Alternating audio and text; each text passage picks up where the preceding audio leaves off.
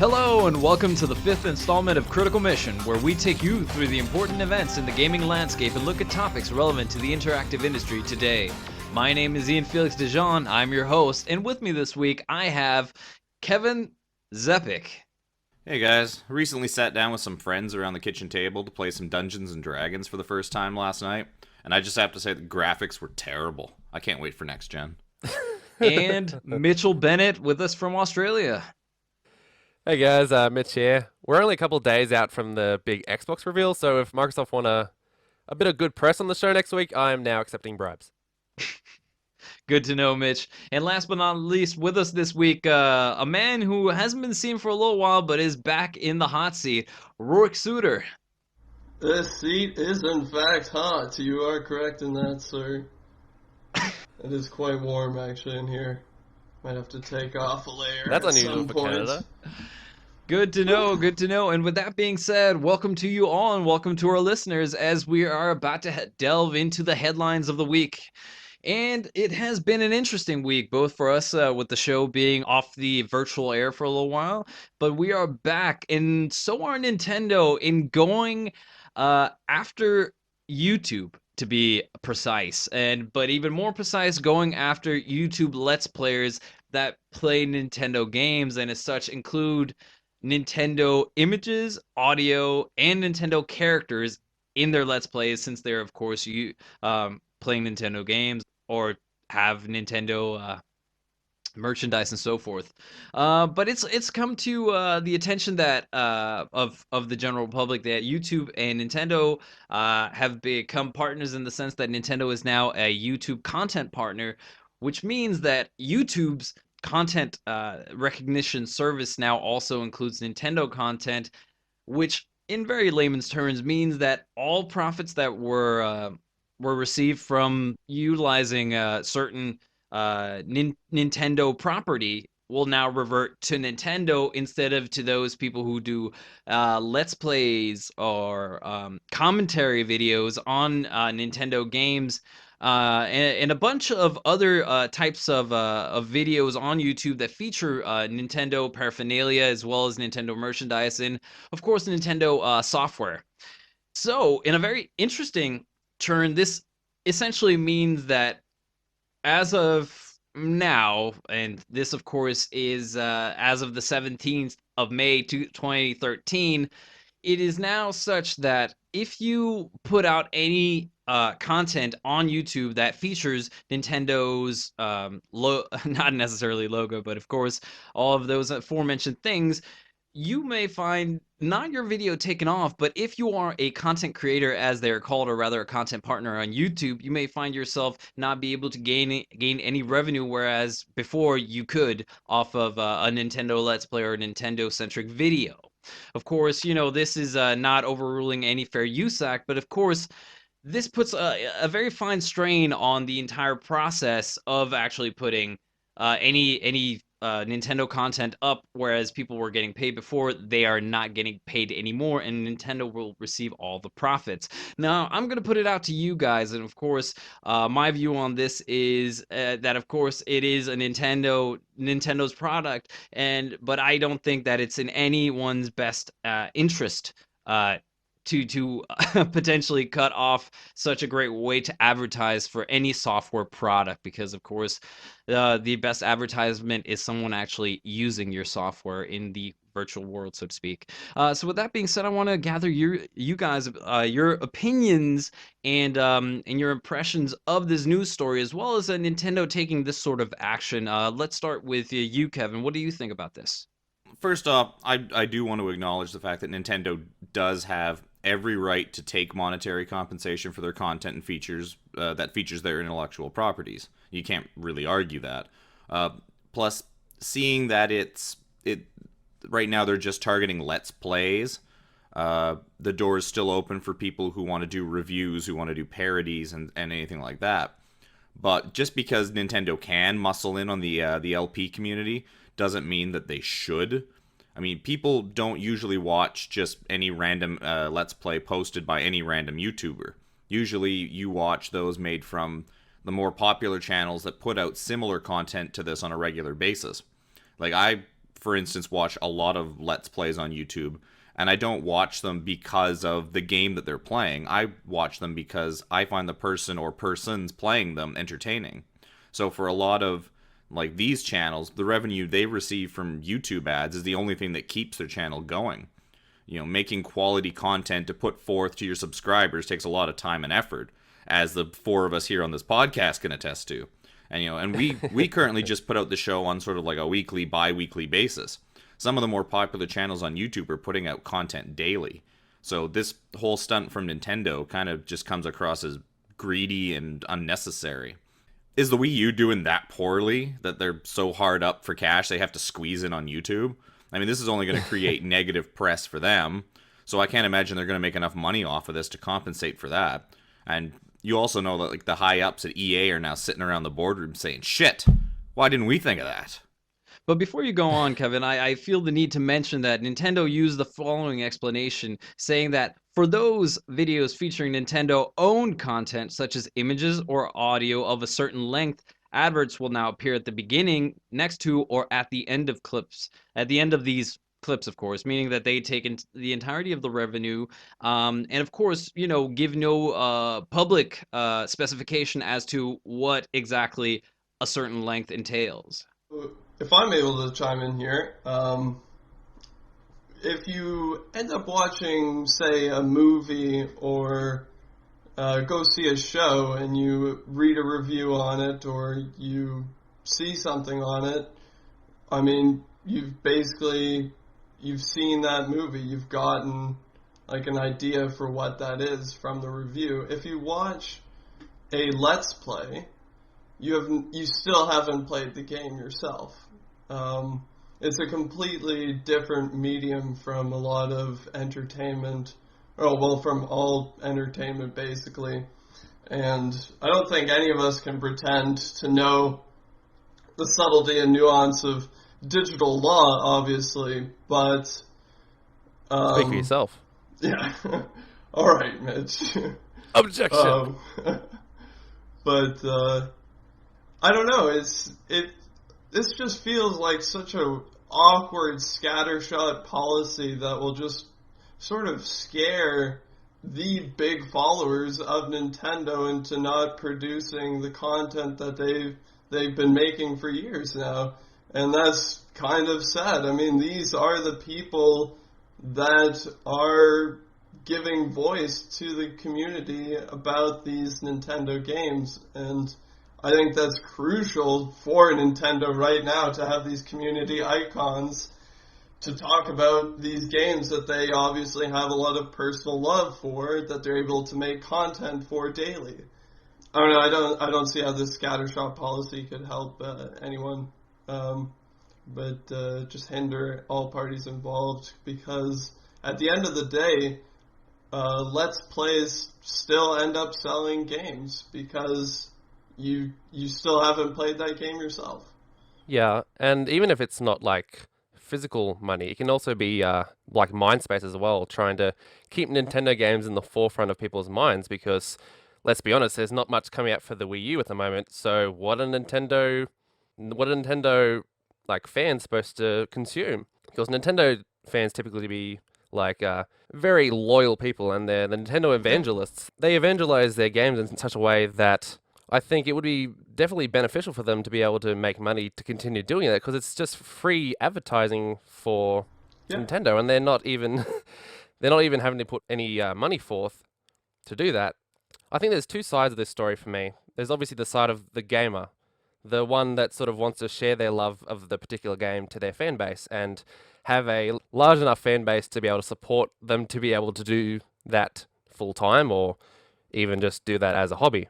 And then there's the other side, which is the content owners, which theoretically should be getting free advertisement and awareness brought to the product, because they may be Let's Playing an old game like Earthbound or Paper Mario or something that's not going to be out there on the sales charts, but it's still keeping those franchises in people's minds for if there's a sequel that comes out or something.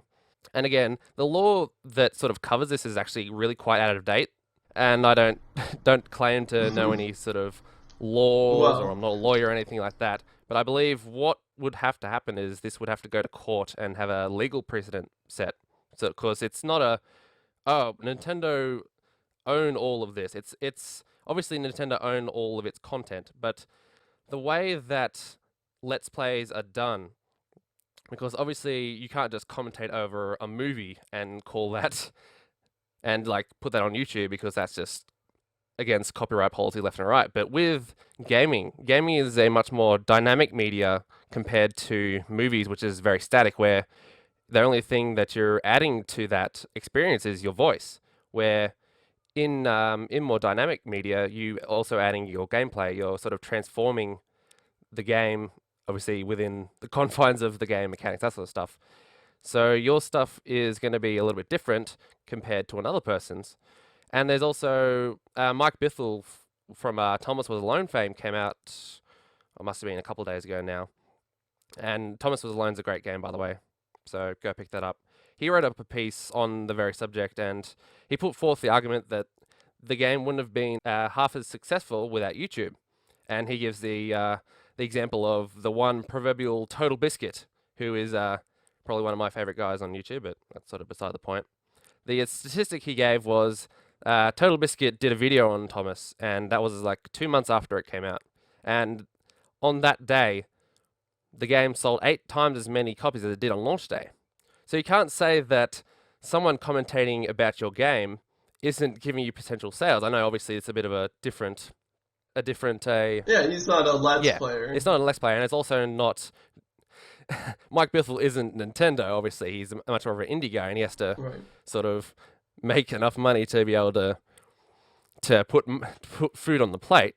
But I think this is only going to be to the detriment of Nintendo, and also it seems like Nintendo seem to have this sort of old man mentality of the kids are making money off the computer games. We need all that money. They're stealing our money. So, yeah, I think companies have become sort of shit scared of YouTube because it's become such a prominent thing and sort of a competitor now. And I think this is sort of a byproduct of that, not being able to handle or know how to handle YouTube at this point. And it's a shame that this is really happening, because I think that it's only detrimental to them and to the people that it's affecting. And I think they're not really thinking through the possible benefits and sort of the full repercussions of what they've done. Yeah, it's also confusing to think about single-player titles versus multiplayer titles. I mean, if you have a super linear game like, I don't know, Call of Duty or like the new BioShock or whatever, I mean, that is a focused experience. Do you give that the same policies, like the same policies as you might, like, I don't know, like a Fallout 3 or something that has a wide variety of gameplay choices and interactions? It's a good question, and I think it's one we won't be able to answer in this short amount of time. Not. But No. it's something we'll have to continue with at one point. But speaking of something that is continuing at the moment, or rather was continuing earlier, is this story that Mitch brought to us. Maybe you could tell us a little bit more about that, Mitch? Sure, I would be glad to. So the guys behind the recently released Metro Last Light, the Ukrainian-based development studio 4A Games, has been in the news a couple times this week, actually. Obviously for the release of Metro, which, not to sort of blow my load a little bit early, I'm going to be talking about that game a bit later, but it's pretty good. And they sort of have come into the limelight a little bit with 2 news stories this week. There was the claim from Jason Rubin that the work conditions at the Ukrainian studio wasn't quite up to par, and we don't really have any sort of solid information on that, so we won't touch that. The one I did want to talk about, however, was this whole Ranger mode thing, which I'm sure you might have heard about in passing at this point. Okay, so we all know that the majority of games these days have pre-orders. It's a commonplace for publishers and retailers to want to sort of convince and lock down consumers into a day one purchase by giving them something in return for their loyalty. When the pre-order bonus for Metro Last Light happens to be a difficulty mode, which removes sort of the HUD and changes up the damage parameters to make the game more immersive and more difficult, people kind of didn't take a liking to that. PC Gamer, they took a bit of a offense to this, and they went to the global brand manager of Coke, and they conducted an interview with him. The interview sort of starts off by saying that offering game content as a pre-order is required by retail now. And 4A felt that Ranger mode seemed like the best candidate for this because it was a mode for hardcore fans who would most likely pre-order the game anyways. Apparently, 4A were pretty adamant about not including any story content or anything like that, but they thought that Ranger mode was probably the best candidate.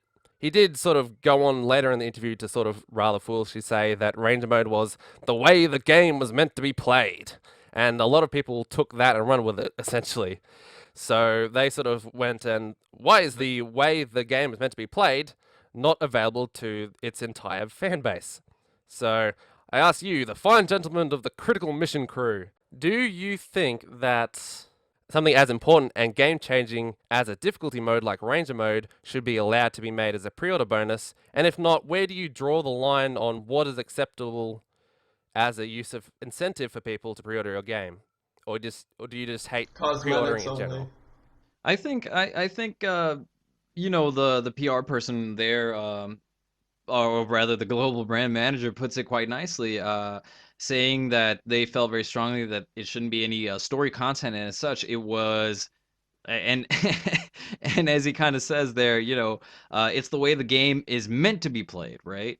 Um, and that's of course not very nice to the consumer, but in the sense that it doesn't cut out any specifically vital difficulty mode. For example, it's not like they're withholding like the medium difficulty mode. If they did that, like then there's going to be that question of okay, there's only black or white. I either really don't like first person shooters, or I'm really not good at them, or I'm really great at them and I really want to challenge, right?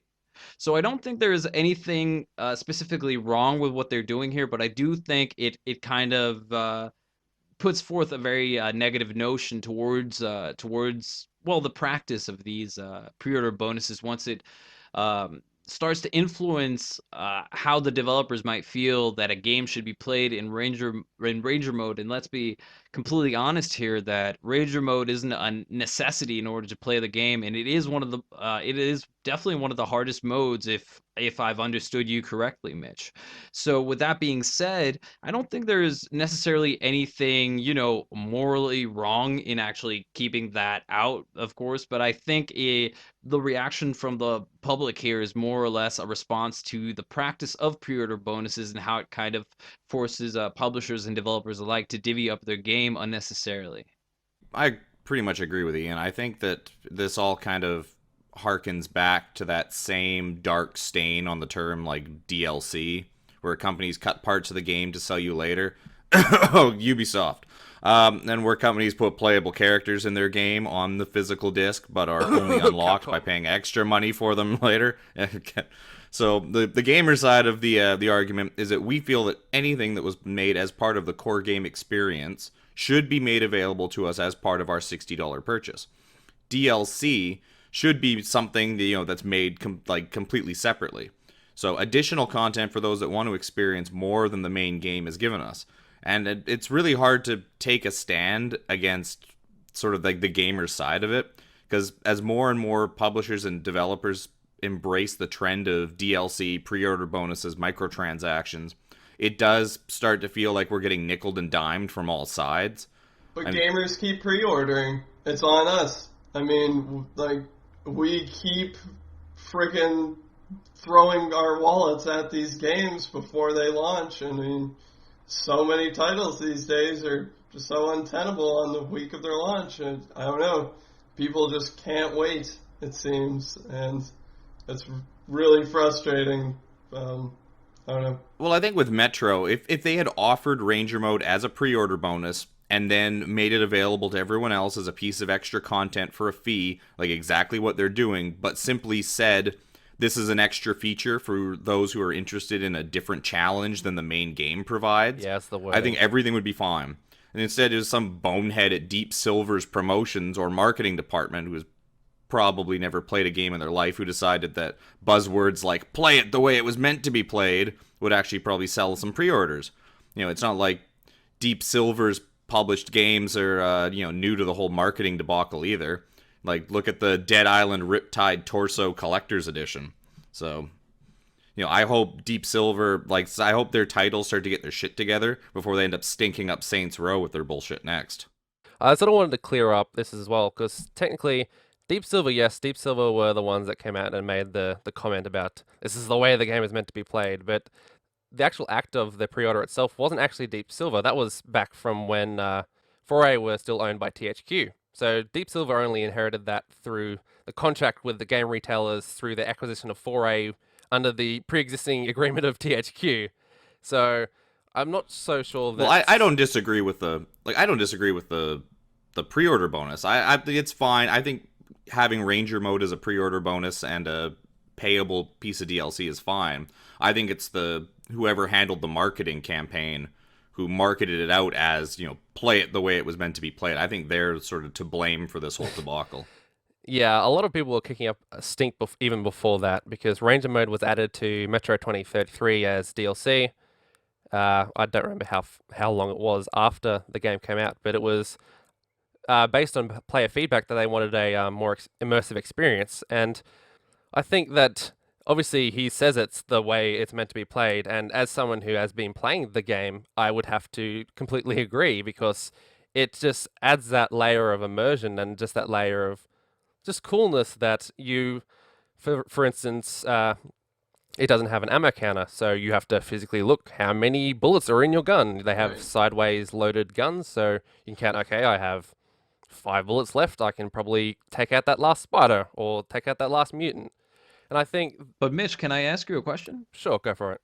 How many people would you surmise, of the people that you know or the people that you would expect, knowing Metro and its previous game, that would actually opt to play the game on the hardest difficulty mode, which would be Ranger mode? Well, seeing as how it's a single-player title, I think part of the replay value would come from trying out the different modes, and especially one that fundamentally changes the game on some level. Yeah. I think most people will run through it on a more normal difficulty, but you definitely will see people going back to up the ante, so to speak, on their second or even third playthroughs. Yeah, definitely. And to sort of answer Ian's question is all the people that I know are sort of more core gamers, and they are the kind of people that would go and play Ranger mode first off, like me. But sort of for the sort of more average consumer, yes, it's not going to be something that they're going to be trying at least the first time. And he actually makes that point, is that he thinks that Ranger mode would be better for a second playthrough rather than a first playthrough. So that was sort of their rationale behind that. And it does make sense.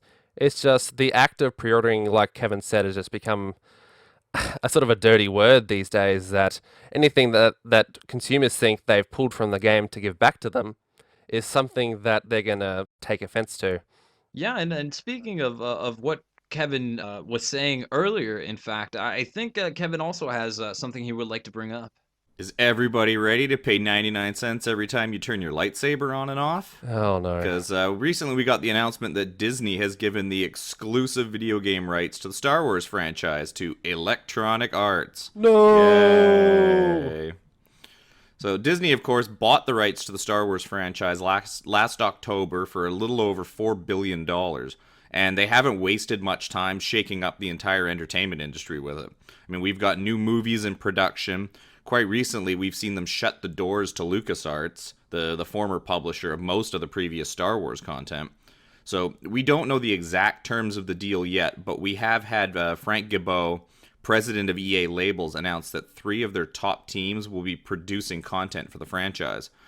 DICE, Visceral, and BioWare. BioWare, of course, created the MMO Star Wars The Old Republic, which they're still currently supporting, and were responsible for the critically acclaimed Knights of the Old Republic RPG a few years back. DICE will apparently be using their new Frostbite 3 engine they've developed for Battlefield 4, out for fall pre-order now, for the game that they're working on. Neither them or Visceral, though, have worked on anything having to do with Star Wars previously. So, do you guys think EA is a good fit for the Star Wars franchise, or should fans just impale themselves on their lightsabers now? Exclusivity is, I don't know, sort of, never necessarily a good thing, but I do think that there is definitely potential in the games that can come out of this deal. I think DICE would definitely be the best chance for gamers to actually get to see a Battlefront 3. I agree. I mean, how else is that game going to happen at this point?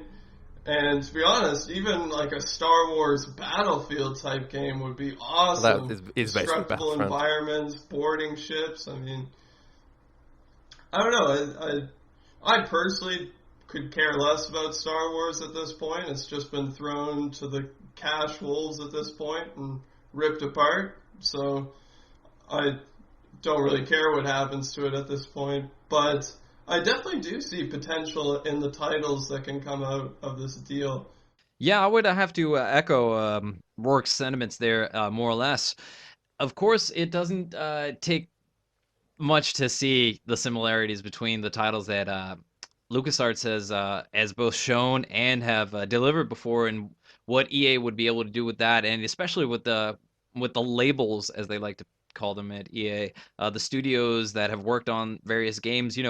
Visceral Studios have worked on the Dead Space games, and I think they also did Dante's Inferno, so they have good experience with doing third-person games. So we might see a resurgence of Star Wars 1313. One can always hope, but of course, the big contender, and one that has been in the news stories a lot over the last couple of years, has been the hotly contested Star Wars Battlefront 3, which and we saw some things surrounding the time when LucasArts changed hands and went over to Disney about possible games coming out the pipeline. Therein was Star Wars Battlefront 3, as well as Star Wars First Assault, which showed off a very modern looking kind of FPS title, encompassing kind of the Star Wars universe in a multiplayer matchmaking kind of deal that seemed very reminiscent of something that DICE would be very handy at. So with that being said, in the recent not launch, but the recent creation of a EA Star Wars specific studio over in Los Angeles, I think it becomes very clear where EA sees itself going with these titles, as well as them now having BioWare for quite a while, and with BioWare's already kind of well-known repertoire for making Star Wars games. I wouldn't be surprised if perhaps there was a KOTOR 3 perhaps in pre-development already. Yeah, and I gotta sort of agree with the sentiments as everyone. This is sort of a good thing, obviously, apart from the whole exclusive thing, which is obviously narrowing the amount of developers that can work on Star Wars titles. But I think the three studios that they have, DICE or DICE LA, we're not quite sure which one of those is going to be tackling the Star Wars one, which you'd have to assume it would be LA. Who they have a lot of Danger Close guys, so I hope they pick their game up since Medal of Honor Warfighter, which wasn't a very good game. And hope we get something more akin to Battlefield rather than Medal of Honor. But you have DICE, which are a good developer. They've made good games. A lot of people sort of didn't warm towards Battlefield 3 too much, but it's a solid game. You have to admit that. You have It also sold really well. Yeah, it did too, and it also was well supported as well through the DLC and that sort of stuff. And will there be copyright claims on like Star Wars mods for other games now? I wonder. I don't know, because I remember seeing a like there's that Call of Duty mod. Yeah, that's the one I was about to bring up. Yeah, it into like a Star Wars shooter. That was kind of awesome. Like, I wonder if things like that will disappear now. Yeah, with I'm not sure. This deal. I'm not sure. I don't know. Yeah, so just something to speculate about, I guess. So you have Battlefront hopefully being made by someone who can probably take that. You have BioWare, who are masters in making RPGs before they fucked up Mass Effect 3. And then you have the guys behind Dead Space making, hopefully it's 1313. I would hate for that game to die because it looked quite interesting. It looked sort of like Mass Effect Cross Uncharted with sort of the climbing and stuff, but it definitely looked like the story itself was going in an interesting direction. And I think a lot of people are forgetting that sort of Star Wars is such a beloved series that's been mishandled a lot over the last few years. LucasArts hadn't really made a good Star Wars game since, people would argue, sort of back to Republic Commando. And considering the best Star Wars game over the last few years is Lego Star Wars, that was obviously a problem. And I know a lot of people had a lot of nostalgia towards LucasArts. But I think this moving on to EA, obviously EA, I get the concern over EA because their business practices haven't been the kindest towards consumers. But I think that the games themselves, I think these studios can pull these games off. I just hope that through the sieve of EA's business practices, we get some cool stuff out of it. And I think we will. Cool. Yeah, I don't think, if anything else, I don't think you can count out BioWare. The Old Republic may have sort of had a lukewarm reception as an MMO, but Knights of the Old Republic still stands up as one of the best RPGs of the last generation or so. Is BioWare really BioWare anymore? I mean, a lot of the guys from the original team have moved on, and it's more just a name that EA uses at this point. That's for all their studios, though. That's just my take on it. Well, even the last couple Mass Effect games, though, still have held up really well. So I mean, a new old Knights of the Old Republic based off of sort of the Mass Effect engine and sort of that, like the way that game's done, I think could work out pretty well. Now, anything with the Old Republic tacked on, I'll probably be in for buying. Sure, because BioWare, they didn't make KOTOR 2, did they? That was Obsidian. No, that was Obsidian. Right? Yeah. Okay. So it'd be a return to them for Star Wars, and I think they could probably do a pretty good job because the first Knights of the Old Republic is a great game. Great game. Well, the MMO it's a pretty good game in and of itself. It's just the MMO space, is kind of that's a whole different story. But that's a whole different news topic. The Old Republic could have been a standalone single player game the way that game is designed. And speaking of a whole different story, I think that's going to have to do it for our headlines of the week this week. And join us in a moment as we'll be right back as we delve into our main topic of contention. And this week, it's going to be interesting. It's about Metacritic. And we'll be right back. Why can't I buy potions from that from the candy guy? Oh, God. I don't... I got my go into the background as we're recording.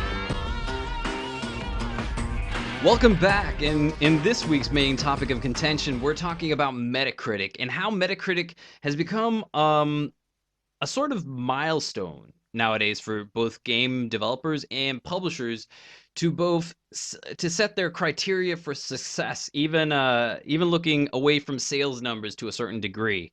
And why are we looking at Metacritic this week? See, it comes to us through Warren Spector, who did a column, or rather an opinion piece, on gamesindustry.biz. And in it, he takes on the thorny issue of Metacritic's impact on the industry and how it affects our view of success and how that differs from the various participants in the industry, whether it be the publisher, the PR manager, or the developer, or even the consumer.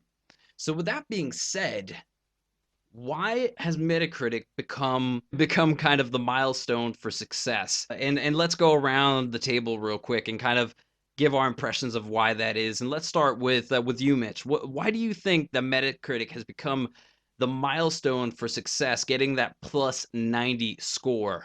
Well, I think that reviews by themselves are all well and good, all things considered. And a lot of people would try and want to aggregate that to find an average review. That seems like a reasonable concept to try and get into.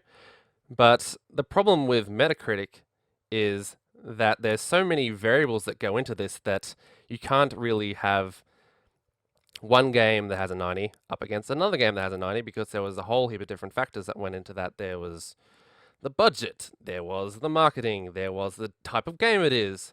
So I believe that people are trying to use a similar metric to be able to compare different games and like in a very easy to digest way with just, there's a score. Everyone knows what a score is. That's in a language that people understand.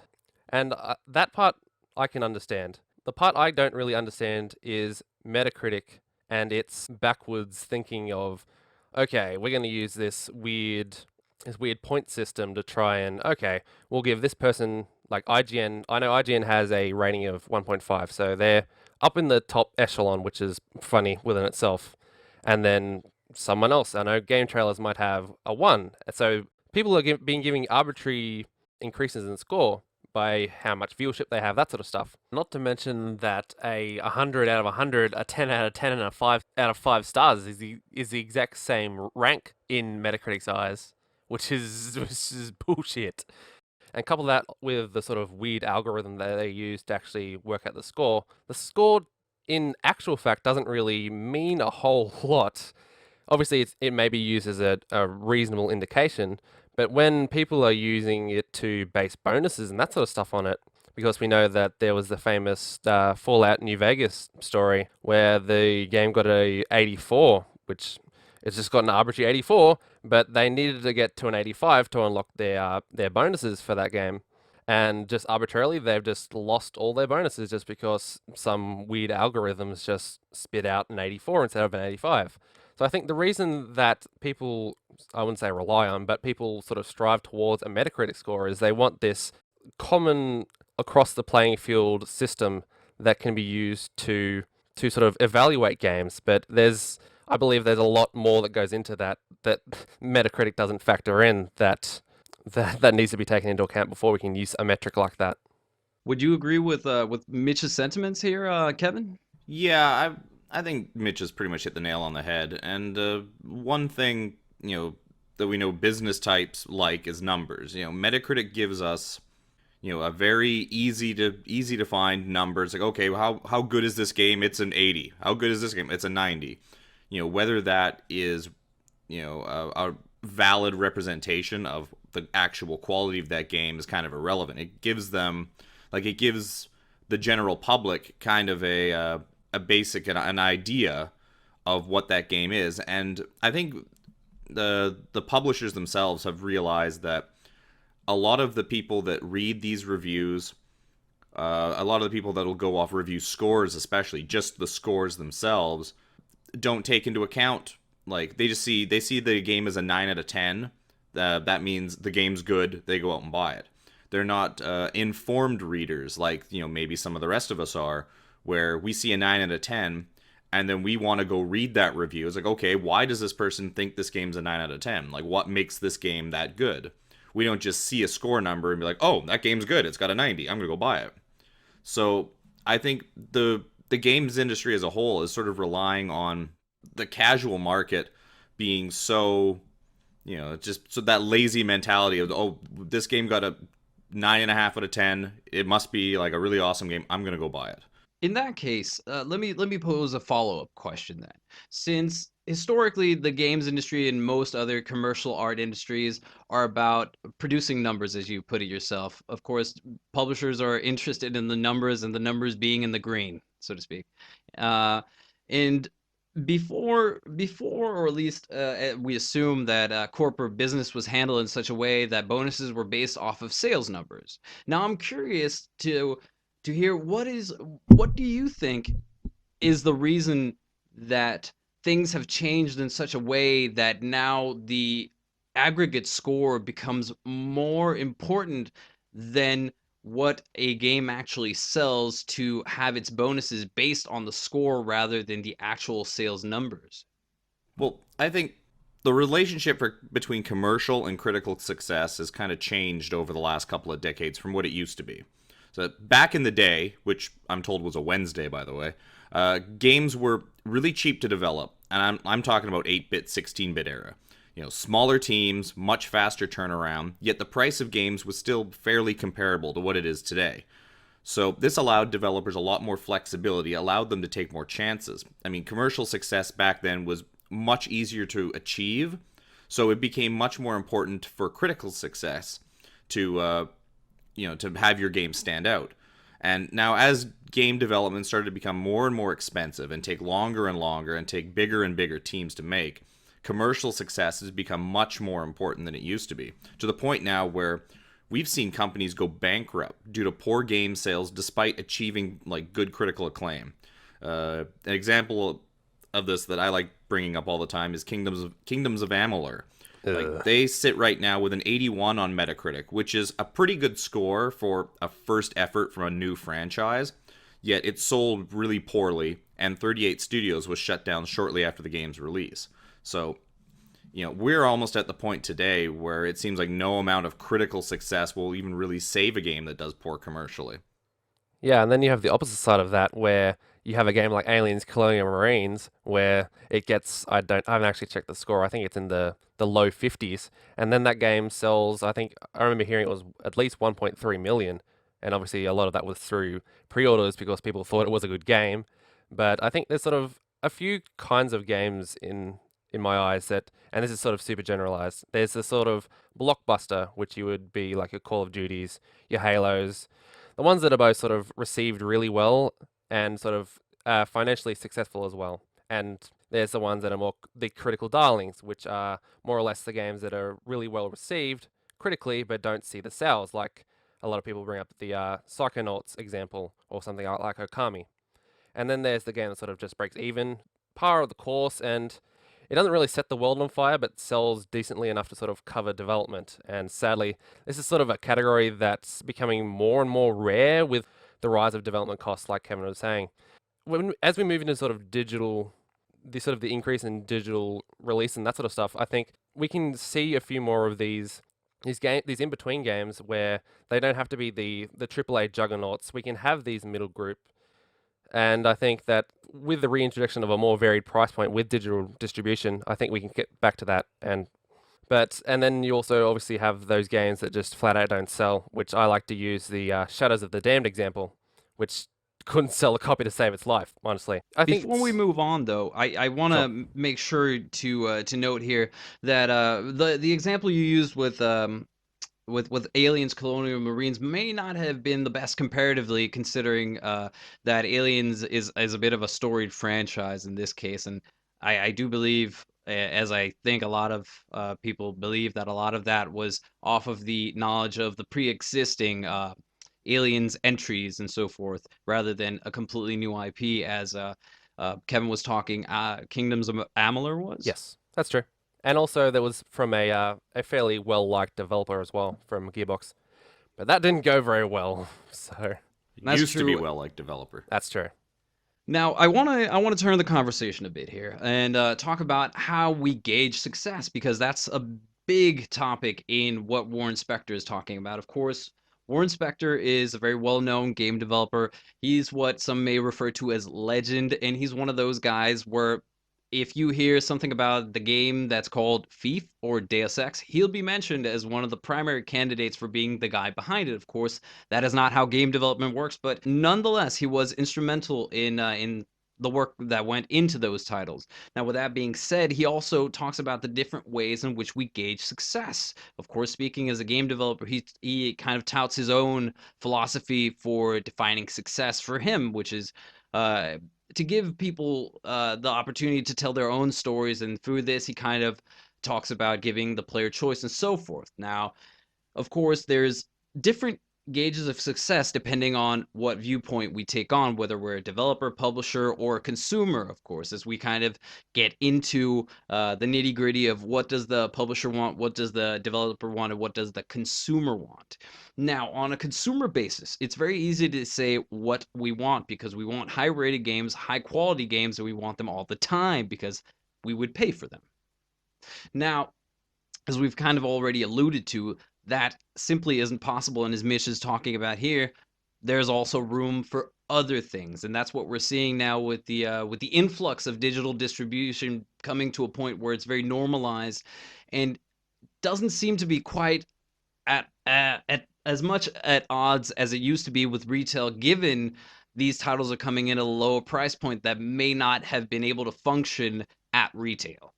Now, with that being said, I'm curious as to what do you guys think about Metacritic specifically and how it influences these different gauges of success.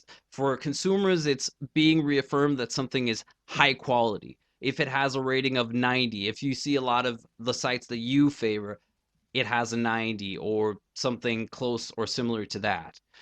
If you're a publisher, you want your game to be rated in the 90s, because as the kind of rumoring goes, or at least the tendency shows, if people see that your game has a 90, they're more likely to buy it. It's very simple logic, but nonetheless. And from a developer standpoint, you of course want your work to be recognized.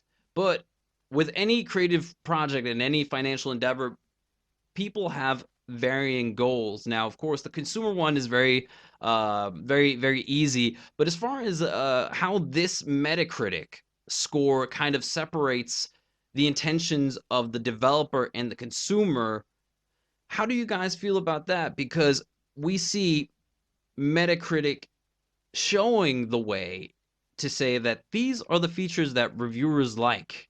But what we've seen is also games that push out these features that no one requested and no one seemed to need, but they're there to fill a requirement on a checklist in order to um, in order to gain a certain score. Now, what do you guys think about how Metacritic has influenced both the publishing side, in this case, determining marketing, determining social media influences and so forth, as well as influencing development and game design? If we could start with you, Roark.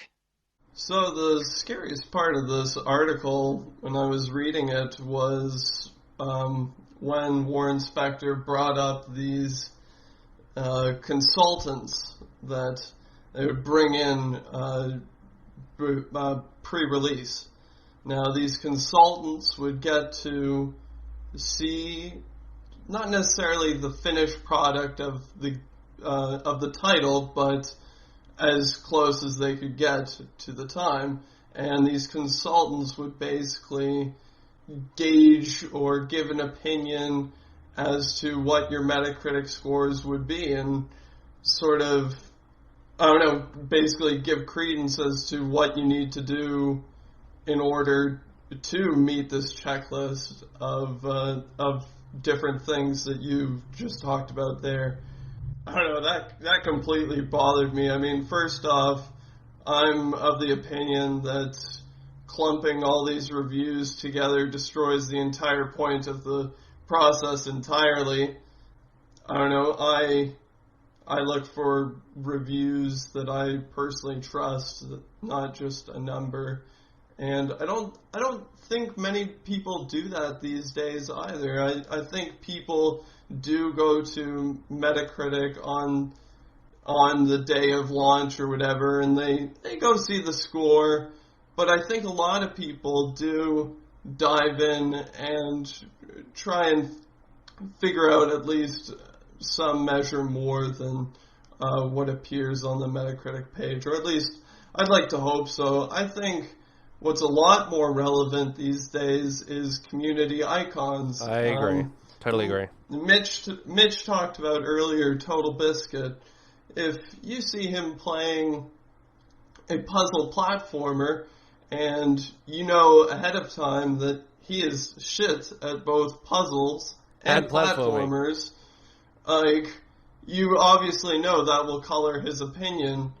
But you definitely, I mean, you don't get that same gauge from just like this single source number, which, I mean, it makes no sense to me. Like, all these reviewers have different tastes, they like different games. I mean, there's so many different titles out there. Like, how can we quantify it into a single number? It's just beyond me. I don't understand it at all. So what I'm hearing you say here, Roark, is essentially that what you're actually getting is more or less from, as you put it, a community head such as Total Biscuit, is more of a classical form of review than the ones that we see now that have been kind of almost normalized per a very movie critic kind of way, where we say, how many stars does it get? 1 to 6?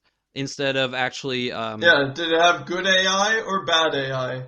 Did it have good graphics or bad graphics? It's turned into pros and cons. How does that tell me anything? Right, it becomes very generalized in a way that doesn't exactly go into specifics. Exactly. But to that point, of course, you mentioned the necessity of a score, right? To identify its quality. Now, it says it's... Well, that's how I see people using Metacritic these days. It's just like that flat like first objective assessment of the title, and then go from there into sources that you trust more. But I mean, I've never gone on Metacritic to look for reasons to buy a game. I don't know. That's a very interesting point, because as you were talking about before, about how people go to Metacritic and they kind of look to, oh, okay, is it kind of high quality or is it not high quality? And kind of looking at what Mitch was saying about Metacritic, and how Mitch was earlier this week talking about Metro Last Light. And I remember very clearly, Mitch, and I hope you don't mind me bringing this up. You Is were this about that night in talking about, Vegas? and you were talking about Metro Last Light and how you had great hosts for this game, right? But it was very interesting after that you had seen the scores start to roll out. There was a certain enthusiasm about the game having come out, being very well reviewed, even though you already were very excited about that. Indeed. Now, it's undoubtedly attributable to the fact that for lack of a better term, that you have then become an evangelist. And isn't that essentially what publishers also seek to gain from this? To have people evangelize their content? Yes. Yeah, I believe that is. I think the publishers, obviously, they want their game to sell a lot of copies, and and to be well received. But I think they would probably take the well received basket over the critically acclaimed basket, obviously, where the developer would probably prefer to have the emphasis on the well received part, enjoyed and liked part.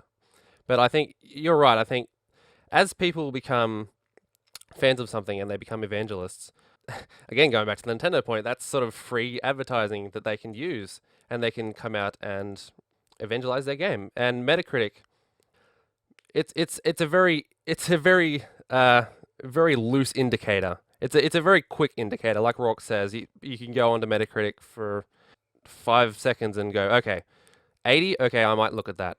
And then if it gets a 60, then you can, okay, maybe that's not such a good thing. I won't even bother looking into that. But I think people are more open to going into looking into things more in depth these days.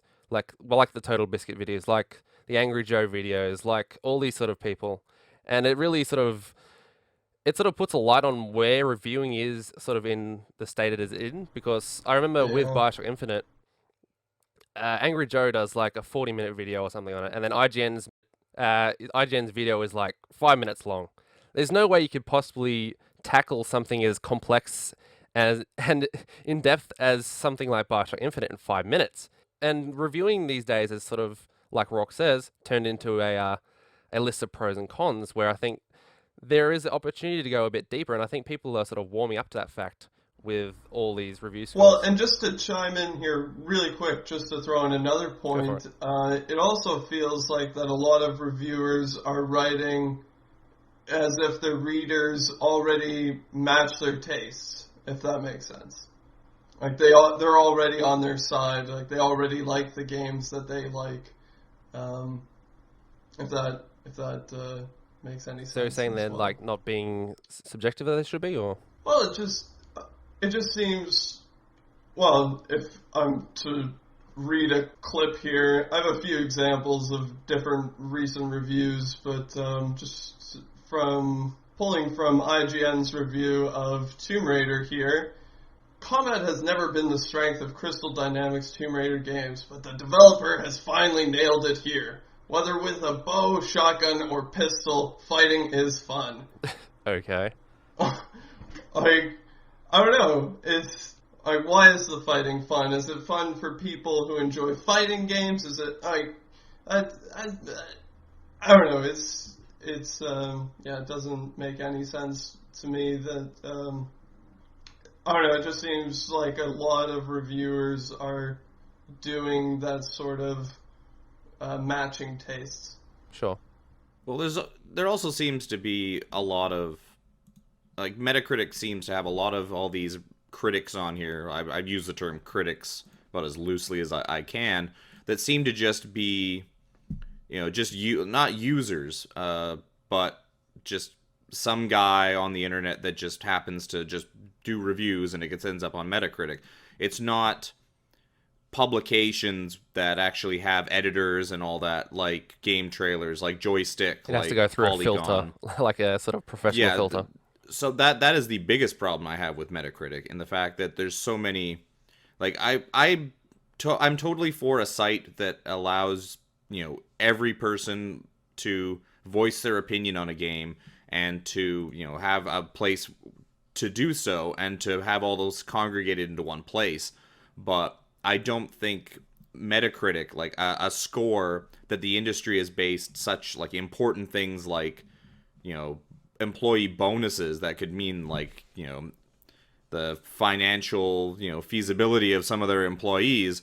I don't think just some Joe Schmo sitting at the computer should have a say in how important that score is. Like for instance, I don't use Metacritic. I can't stand Metacritic. I'd use if I want an average score, I will typically go to GameRankings.com, and although it is owned by GameSpot, and I'm thoroughly against GameSpot, at least their average scores they pull from only gaming publications, so at least it seems a little bit less biased. But And we should note that CBS owns GameSpot and CBS owns Game Rankings and CBS also owns Metacritic. Dun Just for dun full disclosure. dun. Dun, dun. it's all a conspiracy.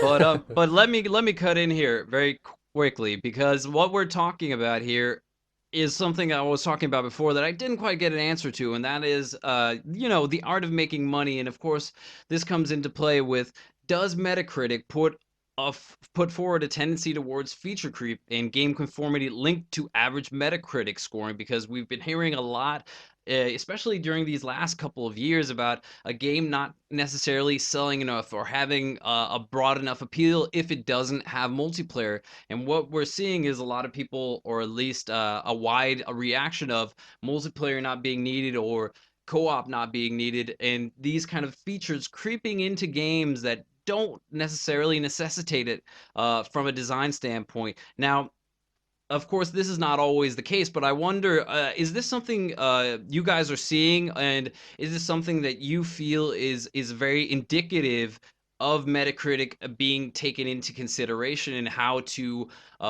make sure that your game has a better reception due to the fact that it is perceived that some features may elevate a score above another?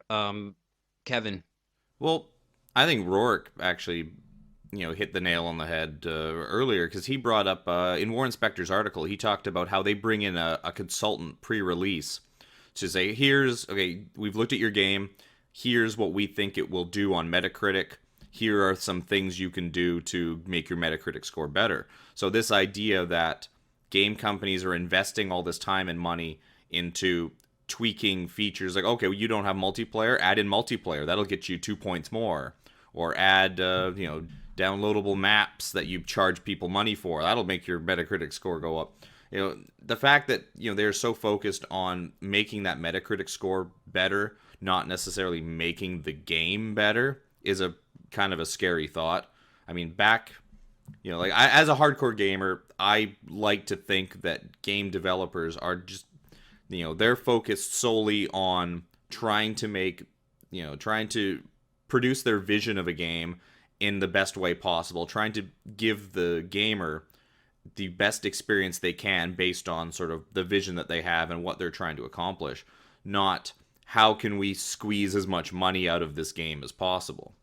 But Right, and that's where we come back to the gauges of success, where you basically describe the situation a gamer thinks is ideal, right? Wherein I want the best game, I want them to have full creative control and do the game that they envision to be the greatest game that they can then deliver. But of course, as you kind of note here, publishing, of course, wants money and puts that over creative concerns necessarily. Now, speaking to that, and of course, we all have our own concerns towards multiplayer and all these other shoehorned and consulted on features. It's interesting once a game then comes out, and it is then reviewed, and especially with these online titles, titles that offer multiplayer experiences, even always online titles such as Diablo 3, SimCity, which seemingly never really stop. And we've seen this a lot in this generation, where the word patch has then also come to consoles and been so widespread, and has then led to furthering of DLC and so forth. Now, with that being said, we saw not too long ago when SimCity was released, the newest iteration, the site Polygon.com made a review, a glowing review of the game, gave it a 9.5. Now, due to the fact that it had been tested in sort of a, let's say a clean environment, there was no problems with the game that they perceived as such at the time of playing the game and at the time of releasing the review. There was a similar situation earlier the year before, where a reviewer for GameSpot had reviewed Natural Selection 2, but had done so on sort of illegitimate merits, and had then gone back and changed the score. Now, Polygon.com found itself in a similar situation, although instead of raising the score, lowering the score, as the case may be, and did so multiple times. Now, with that being said, do you think that a game should only receive one score? Because it should be noted that Metacritic only accepts one score. You can only give it one score, and that score is not subject to change. So you only give a glimpse at the reception. Now, do you think this is a good policy, or what is your opinion on this? Anyone? I think we have touched on this before, and I think that I think that the reviewers sort of need to take into account whether their copy of a game that they're reviewing is going to be representative of the final product that the rest of us are getting. I mean, those reviewers, like the guy from Polygon, who got to play SimCity on a developer server with very few other players, where everything ran perfectly, that was clearly not how the rest of us experienced SimCity on the day of launch. So but that was final code, wasn't it? It was final code, but it wasn't fine. It wasn't, the public servers, the servers that everyone else that actually buys the game have to experience and play the game with. So I think it's the same content, right? Not necessarily. He had none of the problems that any of the other players had with connecting to the game. I mean, if you can't play the game, but I'm talking about the content itself in the final code. So that would, the publisher would then denote it as a finished product, right? Yes, but you're talking about whether you should change review scores. The reason the Polygon review score changed is not because the content of the game changed, is because the service itself of the game was drastically different upon release than what he had experienced prior to release for his review. So in games that have a service built into them, I think it should be a static review. They give a game a score, and it shouldn't be changed. But they should be responsible enough to wait until they can properly review the service. Whereas most static games, you can just, if the review copy is going to be exactly the same as the rest of us play, where it's just you put the boxed product in, you play it, that's it. But is it a service or a boxed product? It depends on the game. That line is but just it's becoming nonetheless more and more still blurred. final, correct? I'd say it's entirely dependent on what the game is. If your game requires a server that you have to connect to, that's completely different than a boxed product that you put in your system at home, and it will work the exact same today as it will 20 years from now. Well, that's the point, right? It's never actually a finished product as long as they're patching, as long as there even is patching involved, is there? Because it then changes iteration. Yeah, but it's not even the patches. It's not them changing the game. It's the fact that you have to connect your game to some other system for your game to even function. So, I mean, if you... SimCity, what happens if they shut the SimCity servers down 10 years from now? My game that I bought no longer works. Well, that's not going to affect a review, and let's kind of get back to the review. No, but that's why I think games that have a service built into them need to be reviewed differently from games that are just a static product. And but I do agree that games should have, once a review score has come out, that it shouldn't be changed, because it does affect the Metacritic, and as we've seen, unfortunately, the games industry is very dependent on Metacritic scores. I think it's sort of unrealistic to expect people to wait on reviews like that, especially after release, because, I mean, part of the incentive to buy it is because of reviews. But what I do think is the responsibility of gaming journalists is to keep their readers updated, is to keep them informed on the current state of the game, because so many titles that we see are constantly evolving and being patched. I don't see anything inherently wrong with doing a pre-review copy because, I mean, that's sort of what you kind of have to do. Right, but I think also, and Kevin kind of took the opposite example here, but I'm gonna go with the other one. And that's of course the National Selection 2, wherein a score Right. was essentially degraded due to a quote unquote wrongful review. Yeah, well, so in this quote that I have here from Metacritic Mark Doyle, he says the reasoning behind that single review policy is it's a critic protection measure that they instituted in 2003 after I found that many publications had been pressured to raise review scores or depublish negative reviews to satisfy outside influences. Our policy acted as a disincentive for these outside forces to apply that type of inappropriate pressure. Now, I mean, that right there, it sort of explains why Metacritic is flawed. I mean, inherently flawed, because it can't update it because of this critic protection measure, which does inherently make sense, but it doesn't make sense at the same time because you aren't able to give an accurate reading no longer at this point. It only gives a very narrow sample of the critical Yes. reaction towards the game, is essentially what you're saying, right? Yes. But with that being said, and of course, that's what essentially users are looking for when they go to Metacritic. They're looking for, is it what denotes high quality and what denotes low quality, right? And we're seeing the spectrum change from that.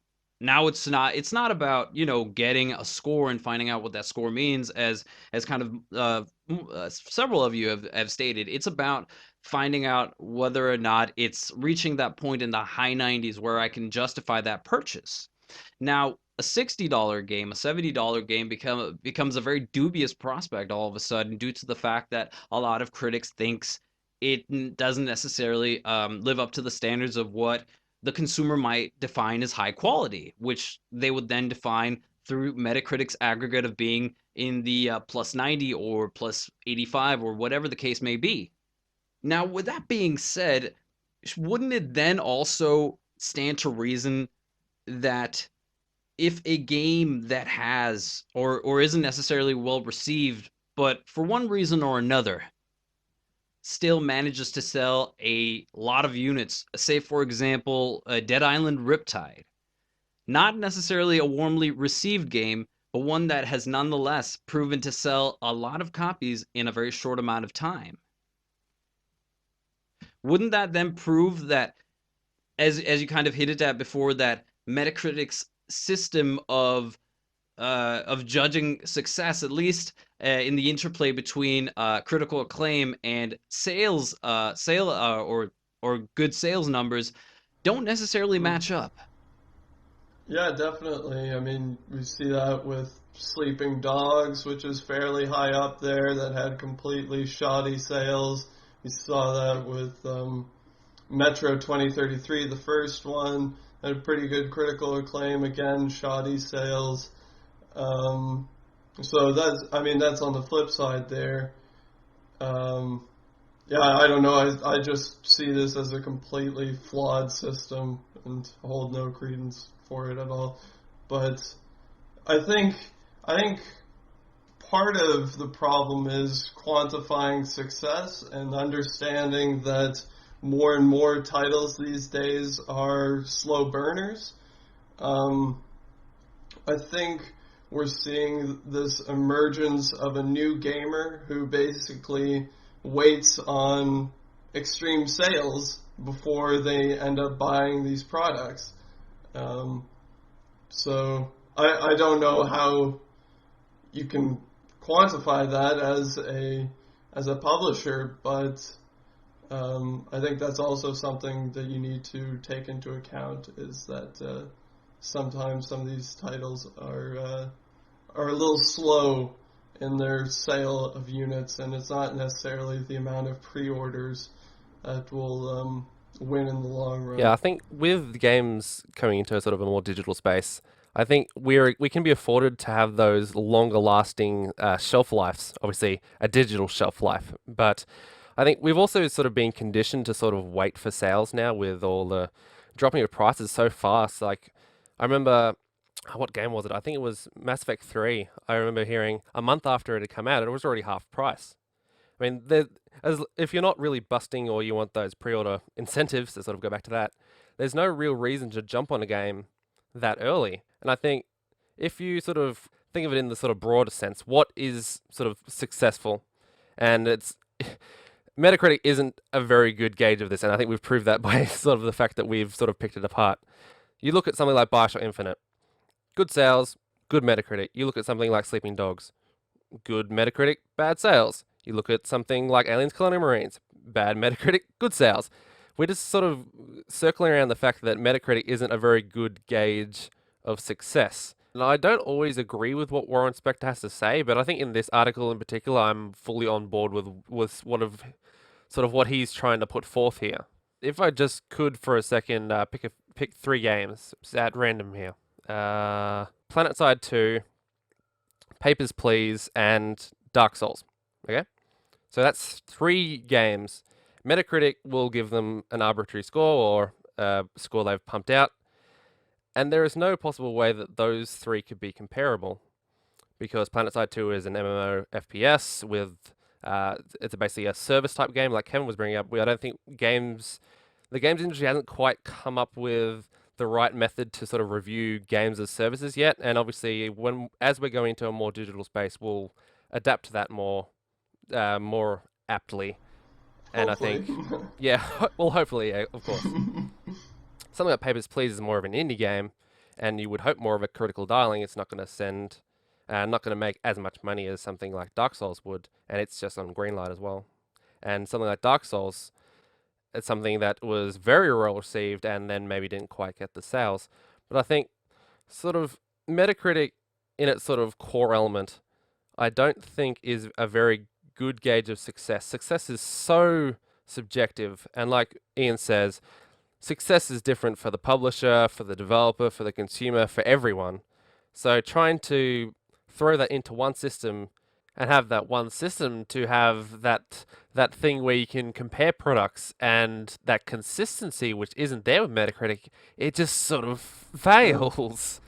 Well, perhaps then it would be interesting, especially for our audience, to hear what would be your suggestion, or perhaps a thought as to how better to implement a possible system, whether it be rating or without, to measure games and how they review against each other. Or perhaps what would your suggestion be as for how you would like to have reviews perceived in the future?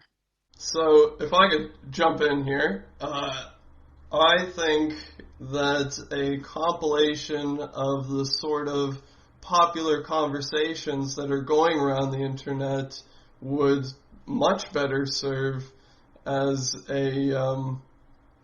sort of a temperature gauge for how your game is doing, sort of gathering all these places where conversation is going on steadily or whatever, and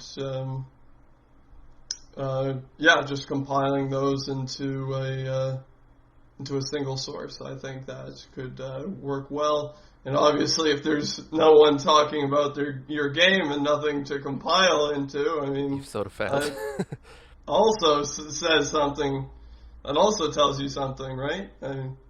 I think that would work better than trying to boil it down into some quantifiable number that means nothing really, to be honest. Yeah, I'm with Roark here. I personally don't hold much in review scores, and I'd be fine with just doing away with the review scores entirely, but I know that's something that's not feasible at this point because I think there's way too many factors that needs to be taken into account to just pump out a score.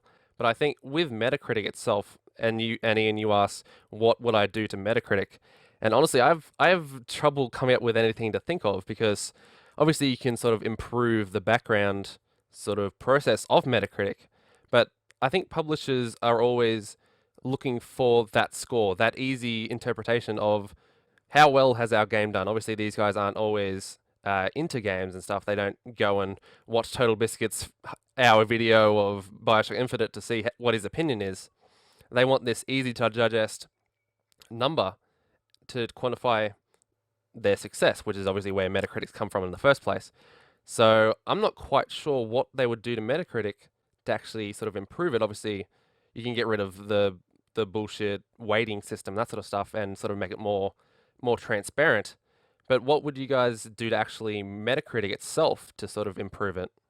What I want to hear from you, Mitch, since you mentioned it before we go on to Kevin here, was you mentioned Total Biscuit, of course, and to quickly wrap up your thoughts here. Sure. I take it your general opinion would be to move towards more the classical view of reviewing, whereas you have a consistent voice. You can either discernibly say this title is not for me or this title is for me via his or her opinion statement. Absolutely. And I think with reviews, they're sort of coming towards this point where they're actually doing this a bit more because I know back on GameTrailers.com, they used to, for the longest time, do a review and they never used to post who actually did the review. And I found that always really weird because as someone who listens to their podcasts, I know each of their individual tastes and sort of personality and that sort of stuff.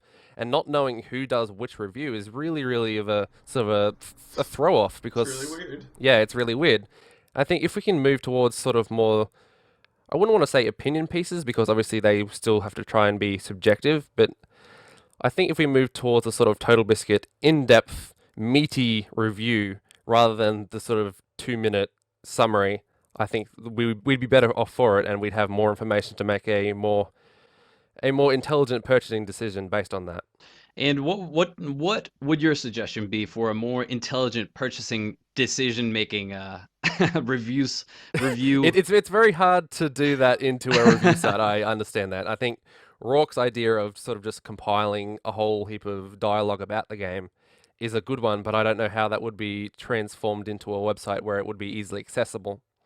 So honestly, I don't really have an But answer. perhaps Kevin has a suggestion. Maybe he can help me Well, out. no, I would like to see the whole numerical system for reviewing games just disappear entirely. I mean, can you quantifiably give me a reason why an 85 game is better than an 83 game? I mean, why is this game like 2 points better than this game? It's so the number becomes so subjective that I would much rather see even a simpler system like, this game's worth buying day one, wait to rent or buy it cheaper, or don't ever touch this game, it's horrible.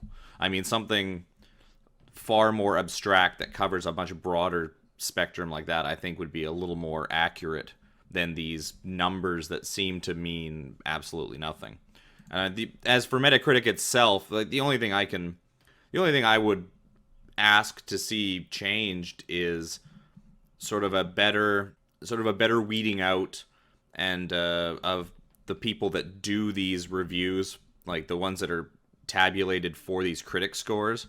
Like, I would rather see more reputable sites as the more reputable journalists and that as the sources for Metacritic. But then that also leads into a whole nother giant problem and discussion is how do you judge a site as reputable? Because we all know stories of where even like the biggest sites have been suspected or accused of bias, and so it all becomes just reviews become a big problem. I much prefer worded reviews where you can see somebody's opinion. This is why I like this about the game, and this is where I think it did wrong. And I think, those are just too hard to quantify in a very easy, very quick, just gobble it up information age style piece of data that society's used to.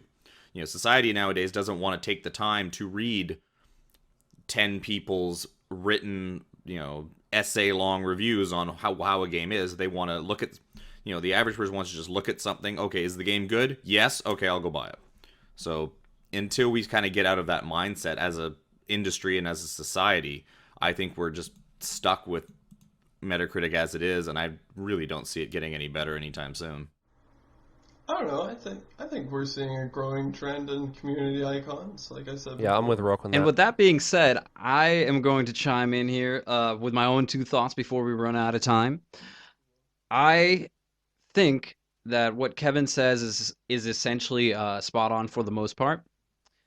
But as Kevin also says here, I likewise do not think that we are going to see a fundamental change to Metacritic, nor that we're going to see the numerical value rating disappear from any site whatsoever, because it is such a quick and unfortunately, highly subjective and subjectively quantifiable number. What does it mean, of course?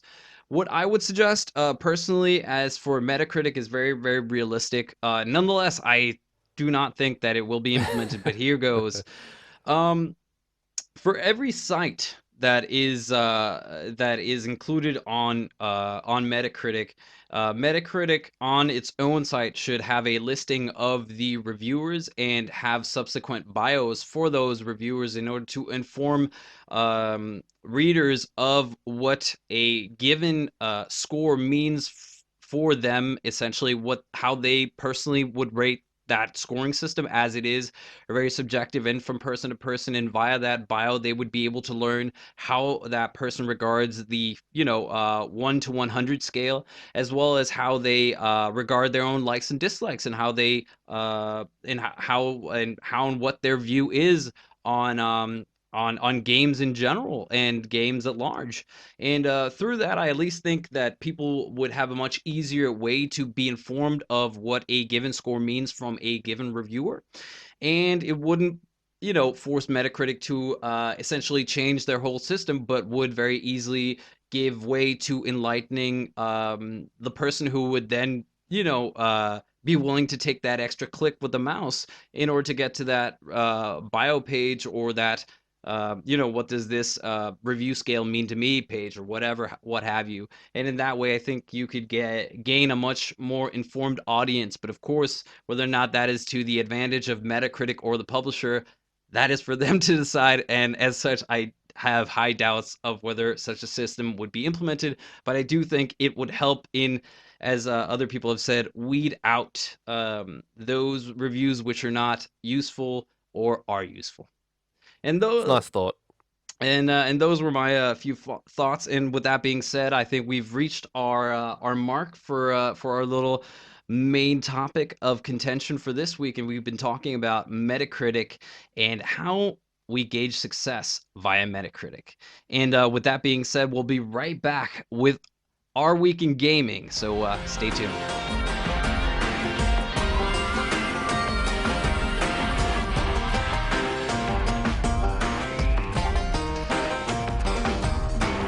And welcome back for a second time, this time in our week in gaming. And of course, I'm joined by the always lovely Kevin Zepik, by the always fabulous Mitchell Bennett, and by the always Canadian Roark Suter. And guys, it's our week in gaming, and it's time to talk about it. So let's start with the other side of the Canadian wilderness. Kevin Zepik, what have you been delving into this week, and has there been anything happening in gaming that's really stood out to you? Well, this week's been pretty busy for me, but since we didn't do a show last week, I wanted to bring up Far Cry 3 Blood Dragon. Yeah. I recently had the distinct pleasure of finishing Far Cry 3 Blood Dragon. Blood Dragon was an interesting experience, and it had its highs and lows for me personally. But I think a lot of that was sort of in the way that I played it. When I first fired it up, I thought it was great, fantastic references, funny humor, good gameplay, and that continued for the first couple of hours as I got a couple of story missions done and started to get used to the game and explore the open world. And then, for whatever reason, I spent the next few hours of gameplay just doing all the side missions, liberating the garrisons, doing the hostages and the predator missions. And don't get me wrong, they were not without their charm, but there were a couple really standout ones in there. But for the most part, it was really similar to the way Far Cry 3 did all their side missions. And by the time that I got to the last few of them, it was really starting to feel like a bit of a grind. But then once I was suitably OP, I went back and finished off all the rest of the story missions, and it was like night and day. You could tell that like all the attention to detail and the focus was really spent on those main story missions, and that the end game, man, like as a child of the 80s and a huge fan of 80s nostalgia, like that last hour or two of the game is fucking amazing. Yes. So like as a whole, like the only real downside to my experience with Blood Dragon was the amount of time I spent in the middle on the side stuff.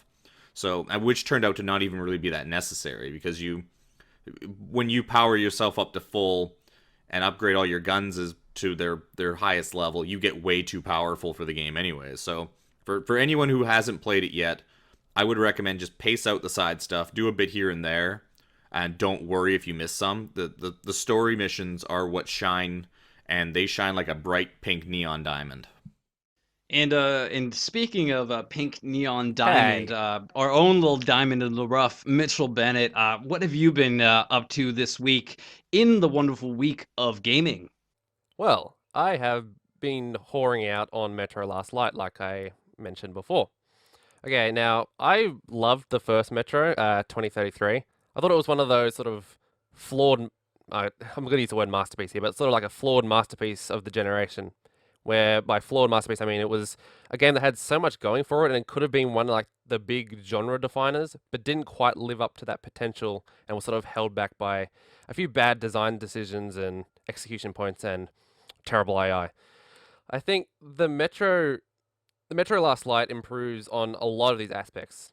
The gunplay is much, much better. The graphics are freaking beautiful, and I have no idea how my little laptop is actually running it on Ultra. Some weird black magic going on there. And I have to admit, I'm probably what you would call a graphics whore. I really like my games to look very good, which is why I'm looking very much forward to the next gen. And obviously there's a lot of improvements that next gen brings along as well, but I always find playing a game on the 360 compared to the PC, it's just light and day. I've played all the AAA games this year on PC. I played DMC, Tomb Raider, Bioshock, and then this, all of them on the PC, and they look so good, and I just can't go back to playing the 360 with those AAA games. Obviously, I can go back and play just games casually, that sort of stuff, like Halo and stuff, but for the AAAs, I've been showing my PC Gaming Master Race card a little bit. So, obviously, Metro Last Light is a very bleak game. It doesn't have the color of something like Rayman Origins with a fluid animation, that sort of stuff, but it's a very, very harsh and stark contrast to a lot of games these days. Obviously, post-apocalyptic games are known for this, Fallout's known for this, but I think a lot of people want to try and compare it to Fallout, but it's really a completely different kind of experience. Metro Last Light is a very linear game, where obviously Fallout is not a linear game. It's a very directed experience, and I always like linear games because I always feel like that it's sort of set out for me, where in open world games I always sort of seem to go off and do random shit and just lose all my sense of pacing. The game is super immersive, and sort of you have your flashlight, your lighter, you manually have to wipe off blood off your mask, change filters, this sort of stuff. I think this sort of, I wouldn't say emphasis on sort of like player interaction, but sort of making the player do this, I think really adds to that immersion. I think it's something that Fallout, I know, could definitely take some notes on. I think a lot of things Fallout could take notes on. Fallout 4, Bethesda, make it happen. I know a lot of people sort of ragged on the stealth mechanics of the game, but I actually personally kind of like them. It's just a bit of a different system. You just need to sort of learn the idiosyncrasies and that sort of stuff. So to sort of round it out, I think I'm really liking Metro at this point. Metro Last Light is a really good game. I'm probably only sort of like half of the way through. I blitzed through the first couple of days, and I haven't touched it probably for the last 3 days because I've just been busy. And I think if you're looking for a really immersive game experience in a very like hostile and unforgiving world with a good story, and there are some problems with the game later on that I've heard, which I haven't got to. Like there's some really weird thing with women apparently that aren't very tasteful, and I can't really comment on that. But for what I've played, the game is really, really stellar at the moment. And also, fuck spiders. I just go around constantly with a lighter out, just burning all the spider webs. It's become my new OCD thing. Have you had to carry a small Russian child for any portion of the game? I have yet? not. That is good. That is Okay. good. Is there perhaps something you would like to tell us about carrying these Russian children? Well, no, that's what Roark, you do Suter? in the first one. Yeah. Metro 2033, you do that for... They swapped out babies Super. for spiders, so I'm not carrying any spiders around, so fuck that. All right, so let's hear Roark Suter. What is the 2013 of Russian babies? Whoa. What have you been playing? Yeah, so Russian babies. Anyways, so I've been sort of experimenting. With my new gaming PC, I've had the joy of exploring the Fallout New Vegas mod scene, and between fighting Enclave power armored death claws and like just the batshit crazy weapons that people have made, I'm having a blast. But on my mod travels, I ended up stumbling across a fairly interesting Skyrim mod. Now, I don't actually own this for the PC, but So good. I just thought I'd mention this mod because it looked pretty cool. It's called Here There Be Monsters, Okay. and it features like 9 legendary beasts Oh, I've downloaded that it this. sort of brings into the game. And I don't know, it just looked really cool. Like That's the one with the giant spider and stuff. yeah, and there's a giant walrus-looking monster called a Horker, and I don't know, from the screenshots, it all looked very well done, and it looked like a really cool mod that I would check out if I owned Skyrim for the PC. But what I've actually been playing is a shitload of Dota 2. Now, most of you are probably unaware that the Dota Internationals are going on right now, and Valve has come up with a great way to get their player base invested in this tournament. I mean, at this point, the prize pool is up to $2 million, which is insane. And that's partially because the players have bought this store item called the Compendium, which is this expanding document that gives players a bunch of unique in-game rewards, and it also allows them to sort of have some involvement within the tournament itself. Allowing you to make predictions on different teams, on who's going to get first blood, what hero is going to get killed the most, a lot of that sort of thing. You also get to predict who's going to win the Western qualifiers, the Eastern qualifiers, and then you get to vote on different players that you want to bring in for an all-star match that it would include all the teams.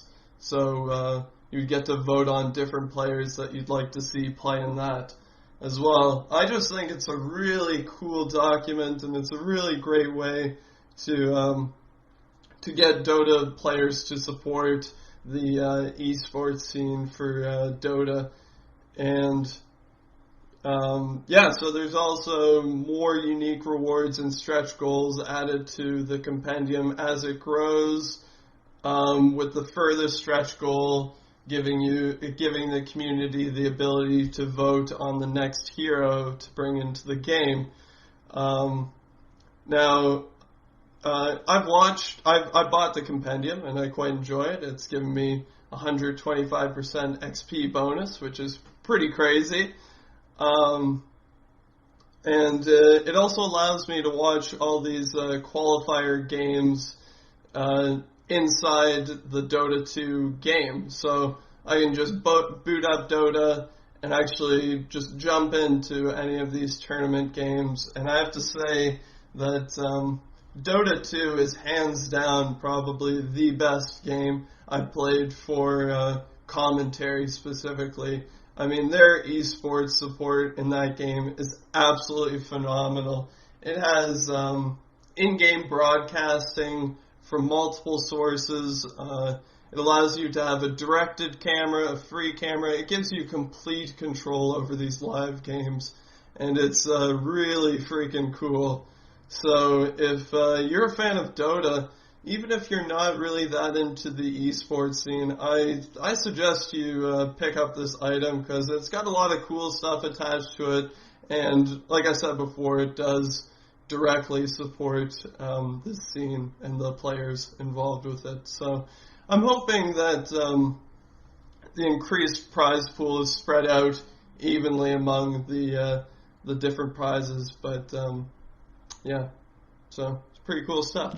Great to hear, and good to hear that esports is alive and well, and the addition of Dota 2 only seems to have furthered that esports. And if the compendium and its contributions towards the prize pool is anything to go by, then there is a lot of excitement surrounding Dota 2 and its commentary. So with that being said, I'd like to turn to myself for a little minute to talk about something that I've been feeling a bit strange about.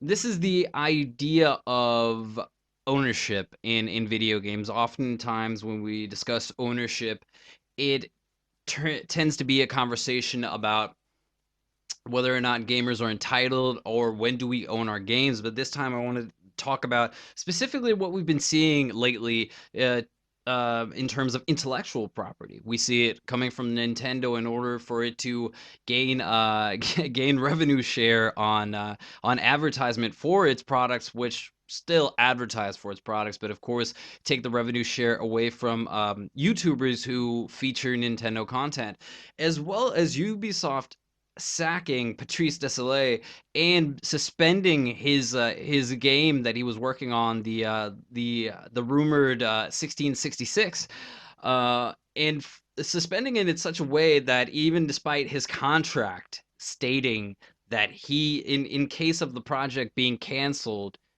the intellectual property should still revert to him, that they would go around him in such a way as to not allow him to actually get what is deservedly his by way of his contract, is probably one of the shadiest business moves of the year, and would negate anything that EA or anyone, or the fact that anyone would purport EA to have done something worse to someone in the video game industry than actually denying a creator something that he has created for a company which has then been taken over, which in my mind and for my sensibilities is both tasteless and disgraceful for a company to say that they value creative integrity, and to say that they value how that creativity is spaced out, when it essentially boils down to hard numbers and yearly not nearly in yearly iterations of a almost franchised fatigued franchise. So with that being said, we'll see where Ubisoft lands in the future, but It's going pretty back bullshit, to yeah. but going back to something a bit more cheerful, my newest addiction, Dungeon Candy Box. Defenders. I've been playing a lot of Dungeon Defenders, which is a kind of third person slash first person tower defense game wherein you play through a colorful story with friends, since it's a very co-op centric game, and basically it's pure tower defense with player interaction in a very medieval fantasy setting with all kinds of crazy and lunatic things thrown in, as well as a Borderlands style rogue-like element to its weaponry and its gear. So you guys can imagine how that would go All the on. sexy loot. Suffice it to say, loot has been keeping me up late at night these days. But with that being said, not to end on any sad note, this has been another episode of The Critical Mission, and I don't think there's anything more. So with that being said, this was A Critical Mission, and we are over and out. I give this podcast an 89. What does that number mean, Kevin? What does it mean? We need to go deeper, guys. Deeper. Let's not end on that. Jesus. Yeah. Man, I've been looking for someone to play Defenders. Wait, I are you actually own serious? that game. You have that game? I actually own that game and I've never played it. Hells yeah, we so need to play that game. I've never played it. It is fun as balls, man. And balls are pretty fun. I'm editing that in, I'm sorry. You are fucked.